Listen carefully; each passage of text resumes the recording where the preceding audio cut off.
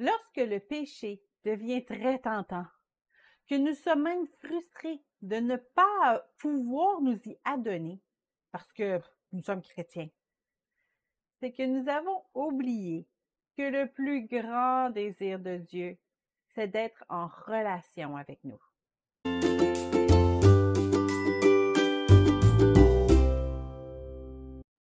Dans l'Ancien Testament, lorsqu'une personne transgressait une loi de Dieu, elle faisait un péché, elle devait se présenter devant les prêtres et offrir un sacrifice pour être pardonnée. Mais les Israélites ont-ils vraiment compris ce qui était vraiment important dans cette équation? Ont-ils vu le sacrifice comme un moyen de payer pour leurs péchés ou comme un moyen de se réconcilier avec Dieu? Parce que ce que Dieu veut vraiment, c'est une relation avec chacun d'entre nous. Le péché vient mettre une séparation entre nous et Dieu, comme le dit Romains 3, 23. Alors, Dieu a prévu un moyen pour éliminer le péché, pour nous permettre de rétablir cette relation. Jean 14, 6. Si aujourd'hui, nous voyons le péché comme étant tentant, comme étant une frustration de notre chair, c'est que nous avons oublié que ce péché nous sépare de Dieu.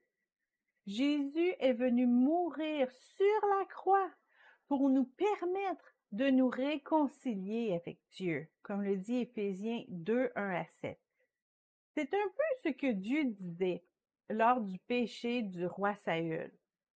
Samuel dit, « L'Éternel trouve-t-il du plaisir dans les holocaustes et les sacrifices, comme dans l'obéissance à la voix de l'Éternel? Voici, l'obéissance vaut mieux que les sacrifices, et l'observation de sa parole vaut mieux que la graisse des béliers. » 1 Samuel 15, 22. Le prophète Osée a aussi dit la même chose. Car j'aime la piété et non les sacrifices, et la connaissance de Dieu plus que les holocaustes. Osée 6, 6.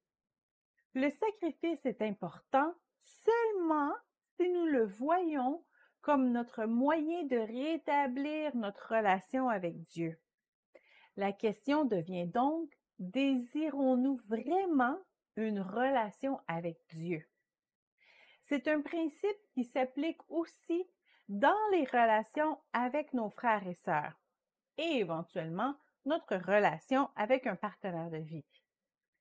Lorsqu'il y a une dispute, devrions-nous offrir un cadeau pour effacer notre faute ou devrions-nous offrir un cadeau pour rétablir notre relation? La différence se situe entre s'excuser et demander pardon. Lorsque nous nous excusons, nous reconnaissons notre faute et c'est souvent un premier pas essentiel pour rétablir une relation. Mais lorsque nous demandons pardon, c'est que nous reconnaissons notre faute et nous demandons que l'autre personne efface notre offense dans le but de nous réconcilier avec elle. Les excuses sont pour se sauver soi-même. Le pardon est pour sauver la relation. La réconciliation est dans les mains de la personne offensée toutefois. D'ailleurs, le temps de louange que nous faisons souvent avant l'enseignement dans nos cultes du dimanche, c'est un autre moyen d'entrer en relation avec Dieu. La musique n'est pas là comme un prélude artistique à la prédication. C'est un temps pendant lequel vous offrez un sacrifice de louange, que vous offrez votre voix, votre souffle pour complimenter Dieu. C'est un des plus beaux moments amoureux que vous avez avec Dieu.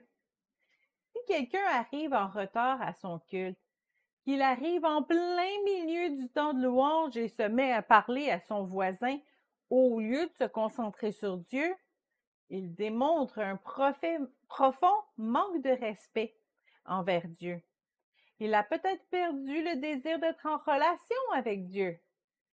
Notre Père n'a pas besoin de notre belle voix ou de beaux arrangements musicaux.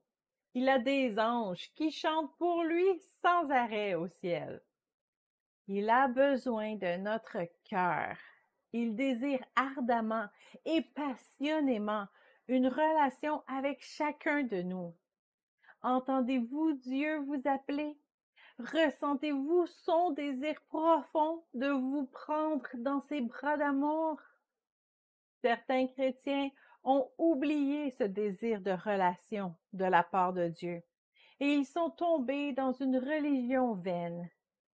Or, d'autres chrétiens sentent très bien ce désir de relation, mais ils se sentent tellement indignes et coupables qu'ils préfèrent se tenir à distance. Ils savent que Dieu n'aime pas ce péché, que celui-là fait mal à chaque fois. Et pourtant, ils tombent encore et encore dans ce même péché. Alors, ils se sont excusés à plusieurs reprises. Mais là, ils se sentent coupables de l'avoir fait encore. Alors, ils restent cachés, silencieux, ou ils font toutes sortes de bonnes œuvres pour essayer de se faire pardonner. Malgré ça, ils se sentent encore coupables. La raison pour laquelle ils vivent avec la culpabilité, c'est parce qu'ils ont oublié aussi que Dieu désire encore et toujours une relation avec eux. Oui, il a été blessé par ce péché, et blessé encore et encore, une fois à chaque fois que vous avez fait ce péché. Mais malgré ça, il désire rétablir la relation. Il vous aime. Et tout ce qu'il veut, c'est d'avoir une nouvelle relation amoureuse avec vous. Au lieu de vous concentrer à changer votre mauvaise habitude, commencez à vous concentrer sur quoi faire pour valoriser votre relation. Quand la fatigue vient et que vous êtes tenté de céder à votre chair, pensez à votre relation avec Dieu. Allez vous reposer sur son épaule. Il veut faire partie de la solution. Il veut vous soutenir. Il veut vous apporter du repos. Venez à moi, vous tous qui êtes fatigués et chargés, et je vous donnerai du repos.